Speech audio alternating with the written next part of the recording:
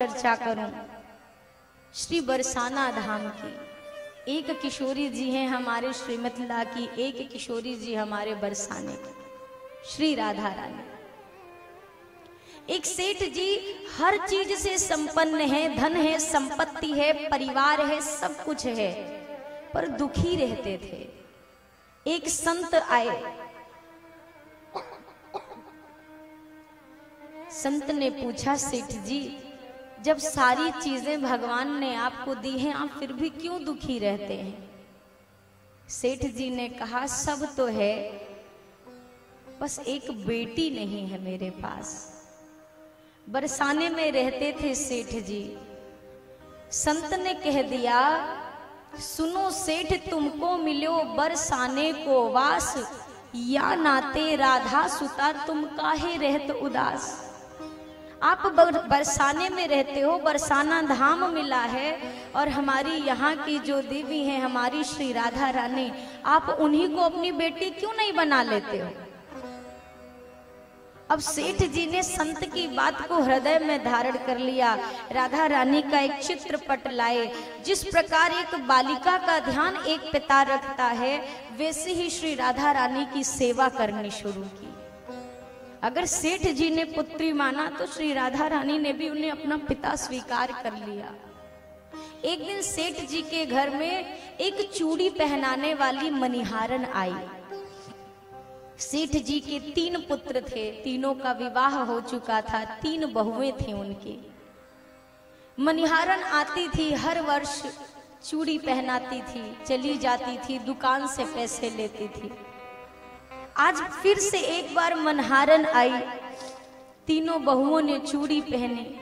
श्री राधा रानी ने सोचा, मेरे पिता के घर ही आज मनिहारन आई है, क्यों ना मैं भी जाऊं और चूड़ी पहन करके आ जाऊं।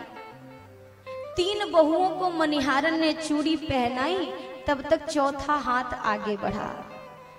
उस दिव्य छवि को मनिहारन देखती रह गई। फिर मनिहारन ने सोचा, हो सकता है कोई मेहमान आया होगा।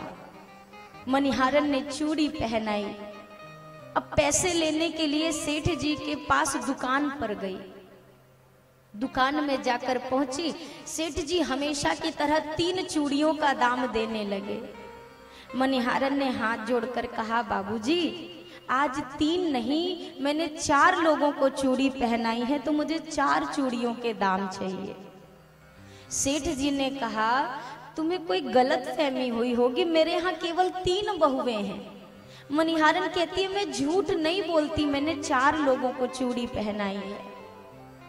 सेठ जी ने कहा, 3 चूड़ियों का दाम तू ले जा, चौथे चूड़ी का दाम मैं पहले घर पर पूछूंगा, फिर तुझे दूंगा। सेठ जी घर आए, पूछा, बहुओं ने कहा सिर्फ हमने पहनी है, कोई नहीं था। सेठ जी रात में सो गए। अब सपने में श्री राधा रानी प्रकट हुई। राधा रानी की आंखों से आंसू बह रहे हैं, रोने लगी। सेठ जी स्वप्न में ही पूछते हैं, पुत्री क्यों रोती है, क्या हो गया है, कोई समस्या है? राधा रानी रोते रोते कहने लगी, सपने में आई वृषभानु की दुलारी, बोली तनया बनायो तात नात ना निभायो। चूड़ी पहिर लीनी काल पितु घर जान मैंने, पर आप मनिहारिन को मोल ना चुकायो।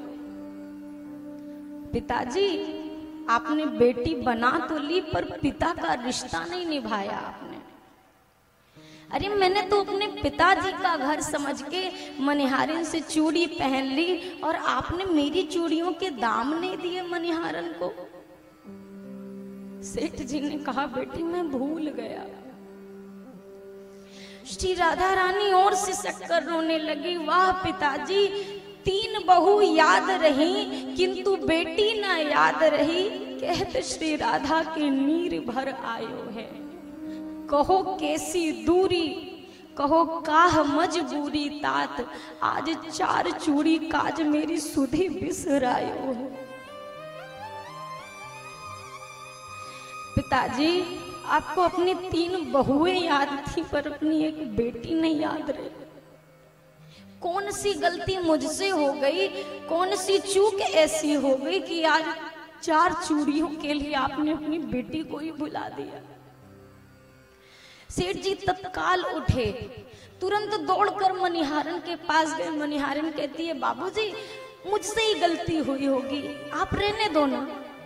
सेठ जी कहते हैं, चरणों में गिर पड़े, तुझसे गलती नहीं हुई, गलती मुझसे हुई है।